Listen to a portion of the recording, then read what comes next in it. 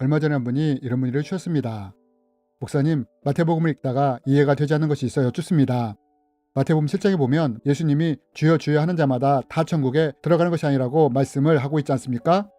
그러면서 예수님이 주의 이름으로 선지자 노릇을 하고 귀신을 쫓아내고 권능을 행한 사람들을 향해 불법을 행하는 자들아 나는 너를 모른다 라고 하는 장면이 나오는데 저는 이게 잘 이해가 되지 않습니다. 저는 이 정도의 능력을 행한 사람들이라면 대단한 사람들이라고 생각하는데 예수님이 이런 사람들을 모른다고 하니 이게 잘 이해가 되지 않습니다. 그리고 혹시 예수님이 저 같은 사람에게 나는 너를 모른다 라고 하실까봐 두려운 마음도 있습니다. 목사님, 그래서 그런데 도대체 예수님은 왜 이런 사람들에게 이런 말을 하신 걸까요? 그리고 만약 우리가 이런 류의 사람이 되지 않으려면 어떻게 해야 합니까? 라며 문의를 주셨습니다. 여러분, 마태복음에 보면 이분이 언급하신 말씀이 나옵니다. 예수님은 말씀하셨습니다. 나더러 주여 주여 하는 자마다 다 천국에 들어갈 것이 아니요 다만 하늘에 계신 내 아버지의 뜻대로 행하는 자라야 들어가리라. 그날에 많은 사람이 나더러 이르되 주여 주여 우리가 주의 이름으로 선지자 노릇하며 주의 이름으로 귀신을 쫓아내며 주의 이름으로 많은 권능을 행하지 아니하였나이까 하리니 그때 내가 그들에게 밝히 말하되 내가 너희를 도무지 알지 못하니 불법을 행하는 자들아 내게서 떠나가라 하리라. 여러분, 우리가 이 말씀을 통해 볼 수 있는 것이 무엇입니까? 그것은 주여 주여 하는 자뿐만 아니라 선지자 노릇을 하고 귀신을 쫓아내고 많은 권능을 행했을지라도 예수님이 이런 사람들을 향해 나는 너를 모른다 라고 할 사람들이 있다는 것입니다. 그런데 여기서 우리가 유념해서 보아야 할 것이 있습니다. 그것이 무엇이냐?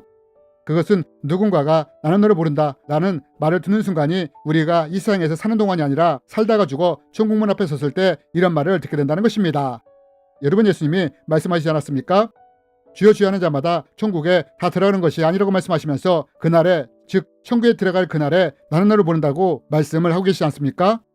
즉 우리가 열심히 하나님을 믿고 그분을 위해 일을 하고 능력을 행했을지라도 누군가는 천국문 앞에서 나는 너를 모른다 라는 말을 들을 수 있다는 것입니다. 그렇다면 여러분, 이런 말을 듣는 것은 굉장히 두려운 것인데 그럼 과연 어떤 사람들이 이런 말을 듣게 될까요? 반면 어떤 사람들은 이런 말을 듣지 않고 천국에 들어갈 수 있을까요? 이번 시간에는 이에 대해 함께 나누기 원합니다. 그럼 여러분, 하나님이 어떤 사람에게는 나는 너를 모른다 라고 말씀하시고 반대로 누구한테는 내가 너를 아노라 라고 말씀하실까요?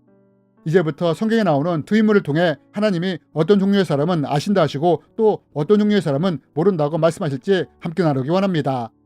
여러분, 사무엘상 11장에 보면 이스라엘 군대와 블레셋 군대의 전쟁이 기록이 되어 있습니다. 성경에 보면 이 두 군대가 믹마스에 진을 쳤다고 합니다. 그런데 이때 사울이 한 일이 여기에 기록되어 있는데 성경은 사울이 무엇을 했다고 합니까? 사울이 사무엘이 오기를 기다리고 있다가 스스로 사무엘이 늦어진다고 생각을 했고 이때 이것을 보고 직접 제사를 지냈다고 합니다. 사울이 이르되 번제와 화목제물을 이리로 가져오라 하여 번제를 드렸더니. 그리고 또 사무엘상 15장에 보면 이런 기록이 있습니다. 여기에 아말렉과의 전쟁이 기록이 되어 있는데 하나님은 사울에게 전쟁을 할 때 아말렉의 모든 것을 진멸하라고 명령을 하십니다. 하지만 사울은 이 명령에 순종을 했지만 나름의 상식과 판단으로 몇 가지를 멸하지 않고 남겼습니다. 사무엘이 이에 대해 책망을 하자 사울은 그 이유에 대해 이렇게 설명을 합니다.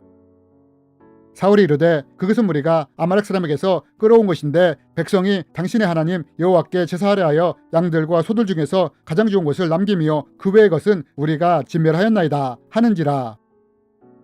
여러분, 사울은 블레셋과 아말렉과 전쟁을 했습니다. 그러나 이 두 전쟁 이후에 하나님이 사울을 어떻게 하셨느냐? 하나님이 이 사울을 버리셨다는 것입니다.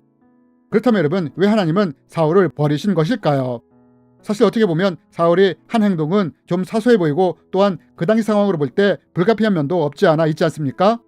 그런데도 하나님은 이런 사울을 버리셨다는 것입니다. 그럼 왜 하나님은 이렇게 하셨느냐? 왜냐하면 사울의 행동 가운데 이러한 것들이 숨겨져 있었기 때문입니다. 여러분, 블레셋 전쟁에서 사울은 사무엘이 오는 것을 기다리지 못하고 자기가 제사를 드렸습니다. 그런데 여러분, 혹시 아십니까? 제사는 레위지파 소속의 제사장만이 인도하고 지낼 수 있다는 것을 말입니다. 그리고 이것이 이스라엘 백성을 향한 하나님의 뜻이었습니다. 하지만 사울은 사무엘이 늦게 온다고 느껴졌을 때 어떤 행동을 취했습니까? 자신이 직접 제사를 지냈다는 것입니다. 즉 사울은 내가 왕이니 나 정도면 제사를 지낼 수 있다며 제사의 행위를 통해 자신을 드러내며 높이는 행위를 했다는 것입니다. 또 우리가 아말렉 전투에서 볼 수 있는 것이 무엇입니까? 하나님은 우상을 섬기던 아말렉으로부터 나쁜 영향이 이스라엘 백성들에게 흘러가지 못하도록 하기 위해 모든 것을 진멸하라고 하셨습니다. 우리는 나중에 이스라엘 백성들이 가나안 사람들이 숨기는 우상으로 인해 우상 숭배에 빠지는 것을 성경을 통해 볼 수 있지 않습니까? 이래서 하나님이 이러한 것을 막기 위해 사울에게 아말렉의 모든 것을 진멸하도록 하신 것입니다. 그리고 이것이 하나님의 뜻이었습니다. 그러나 이때 사울이 어떻게 했느냐?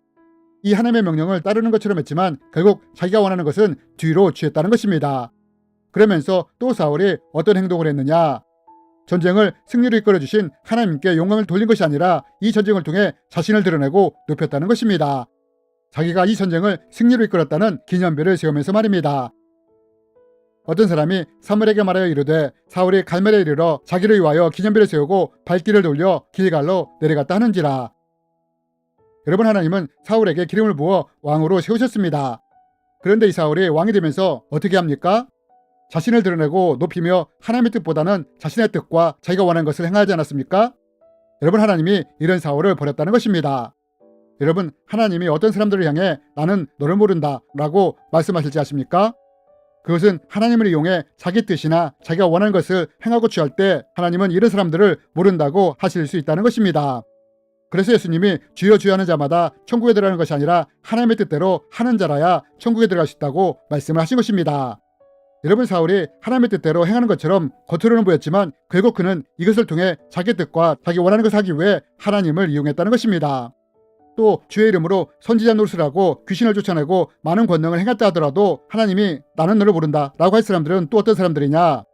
하나님께 영광을 돌리고 하나님을 드러내는 것이 아니라 이것을 통해 자신을 드러내고 하나님을 사용하고 이용한 사람들을 향해 나는 너를 모른다 라고 말씀하실 수 있다는 것입니다. 여러분, 사울이 하나님의 일을 하는 것처럼 했지만 결국 이것을 자신을 드러내고 높이는 데 사용하지 않았습니까? 그래서 누군가 하나님의 능력으로 선지자 일을 하고 귀신을 쫓아내고 많은 권능을 행한다 할지라도 이것을 자신을 드러내고 높이는 데 사용한다면 하나님은 이런 사람들을 향해 나는 너를 모른다 라고 말씀하실 수 있다는 것입니다. 하지만 이와 반대로 다윗의 경우는 어떻습니까? 여러분, 다윗은 사울에게 10년 동안 쫓기는 삶을 살았습니다. 다윗은 이런 상황이 참 억울했습니다. 그래서 한때는 사울의 아들이었던 요나단에게 찾아가 왜 내가 잘못도 없는데 너희 아버지가 나를 죽이려 하느냐 라며 항의까지도 했습니다. 하지만 현실은 전혀 변하지 않았습니다. 그리고 결국 사울에게 쫓기던 다윗에게 원수를 갚을 기회가 왔습니다. 다윗과 무리들이 굴에 숨어 있는데 사울이 용본을 보러 들어온 것입니다. 즉 사울을 죽여 원수를 갚을 절호의 찬스가 온 것입니다. 그런데 이때 다윗이 어떻게 했습니까? 하나님을 기억함으로 이것을 내려놓았다는 것입니다. 자기 사람들에게 이르되 내가 손을 들어 여호와의 기름 부음을 받은 내 주를 치는 것은 여호와께서 금하시는 것이니 그는 여호와의 기름 부음을 받은 자가 됨이라 하고. 여러분, 우리가 여기서 볼 수 있는 사울과 다윗의 차이가 무엇입니까? 둘 다 하나님을 믿었지만 사울은 기회가 있을 때 하나님의 뜻을 자기가 원하는 것, 바라는 것을 이루기 위해 사용을 했다는 것입니다. 또한 이것을 자신을 드러내며 높이는 데 사용을 했다는 것입니다. 반면 다윗은 정반대 행동을 했다는 것입니다. 내 감정, 내가 원하는 것이 어떠한 것이든 상관없이 이런 것을 하나님의 뜻 앞에 복종을 시켰다는 것입니다. 뿐만 아니라 다윗은 어떤 일을 하든 그것의 모든 영광을 자신을 드러내고 높이는 데 사용하지 않고 하나님을 높이고 드러내는 데 사용했다는 것입니다. 여러분, 이래서 하나님이 다윗을 향해 너는 내 마음에 합한 자라고 말씀을 하신 것입니다. 그러므로 우리는 우리가 천국문 앞에 서게 될 때 우리가 무슨 말을 드릴지 알 수가 있습니다. 만약 내가 사울처럼 살았다면 하나님은 이런 사람을 향해 나는 너를 모른다 하실 것이고, 반대로 우리가 다윗처럼 살려고 애를 썼다면 하나님은 이런 사람을 향해 내가 너를 아노라 착하고 충성된 종아 잘하였도다 라고 말씀을 하실 것입니다.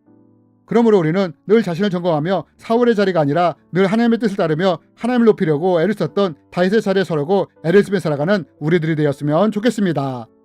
주님의 이름으로 여러분을 축복합니다.